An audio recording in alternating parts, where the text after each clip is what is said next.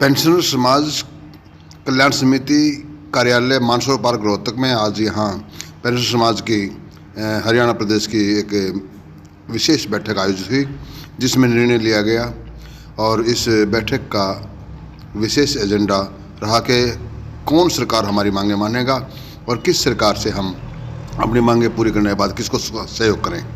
ऐसे मुद्दे लगातार बनते रहे और इस बैठक की अध्यक्षता कर रहे देवराज नांदल जो प्रांतीय अध्यक्ष हैं, उन्होंने साफ कहा कि जो सरकार या पार्टी हमारी मांगों को मानेगी हम उसको सहयोग करेंगे, नहीं तो जिस तरह से लोकसभा में हमने वोट की चोट दी उसी प्रकार वोट की चोट विधानसभा में हम दे करके अपना रोष प्रकट करेंगे और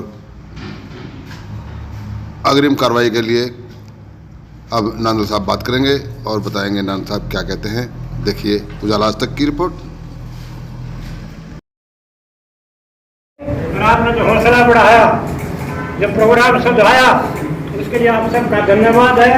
और ज़्यादा साथी हमारी ज्वाइंट एक्शन कमेटी बनी हुई है, पिछले दिनों मीटिंग हुई थी, इसमें 15 साथी हमारे हैं मीटिंग के सदस्य। उसमें ये फैसला हुआ है कि यदि सरकार हमारी मांग नहीं मानती है, जवाब आपने कहा लगभग यही विचार हुआ ज्वाइंट एक्शन कमेटी के साथियों के, और ये ड्यूटी लगाई है अपने कन्वीनर की कि वो प्रिंसिपल सेक्रेटरी खुल्लर साहब को अपना ज्ञापन देकर आएंगे और वो ज्ञापन दे आए हैं। खुल्लर साहब ने ये कहा है कि मुख्यमंत्री से बात करके आपको मैं टेलीफोन में बताऊंगा। तो आज तक टेलीफोन पर उनका कोई संदेश या बातचीत का आया नहीं है। दूसरा, हम बड़े भारी हैं पानीपत के साथियों का, इन्होंने भाई आजकल के कभी से देखा है बगैर बिचौलिया काम नहीं होते। कोई भी काम है, चाहे प्रॉपर्टी डीलर का काम है, चाहे भैंस बेचने का काम है, दलाल चाहिए, बीच में बिचौलिया चाहिए। वो बिचौलिया काम हमारे पानीपत के साथी कर रहे हैं। पहले भी इन्होंने कोशिश की है खट्टर साहब के टाइम, लेकिन हम सफल नहीं हो सके। राणा साहब ने पहले बुलाया भी, हमें बातचीत पूरी नहीं चली। इस तरह खट्टर साहब ने एक तरह से मना कर दिया, बात आगे नहीं बढ़ा हुए। आज फिर घर पर ये अपने जो राय सैनी मुख्यमंत्री हैं, इनके घर पर भारी वार्ता हुई थी जींद में, और उस वार्ता में ये कहा था उन्होंने कि मैं आपके साथ हूँ। और ढंडा साहब भी MLA थे, ये भी साथ थे, और MP थे नायब सैनी उस टाइम। लेकिन वो बात वादे लटक रहे हैं। तो मैं ये एक आपकी बात सुन के थोड़ा उत्साहित ज़्यादा हूँ, और वो क्या है कि आप लड़ना चाहते हैं अपनी मांगों के लिए।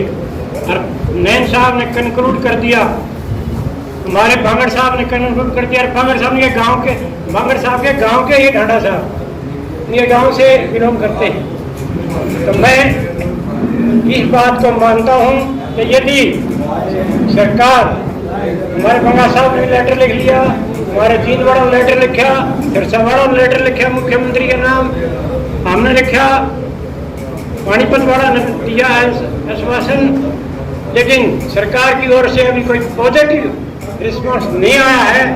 इसलिए 1 महीना और देते हैं हम। जैसा कि आपके विचार है कि सरकार बातचीत करे, रोज होते हुए भी हम ये चाहते हैं कि लड़ना नहीं चाहते सरकार से, क्योंकि सरकार हमारी है, सरकार जनता की होती है, हमारी बढ़ाई हुई है। और हमारे तो विचारधारा सबकी भिन्नता है।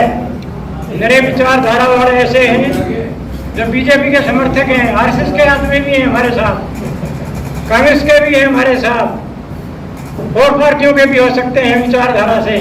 ये स्वतंत्र देश है, आज़ाद देश है, सबके बड़े बड़े अधिकार हैं, कौन कहाँ किसकी मदद करता है। तो मैं ये घोषणा करना चाहता हूँ कि इस महीने में यदि सरकार हमें नहीं बुलाती है, हमारी मांग जो पिछली सरकार ने मानी थी और जो खट्टर साहब ने रोक लगाई थी, कम से कम वो जारी कर दे और रोक न हटा दे। जिसमें ये 65, 70, 75 की बात है, जिसमें रिटायरमेंट एज 60 साल करने की बात थी।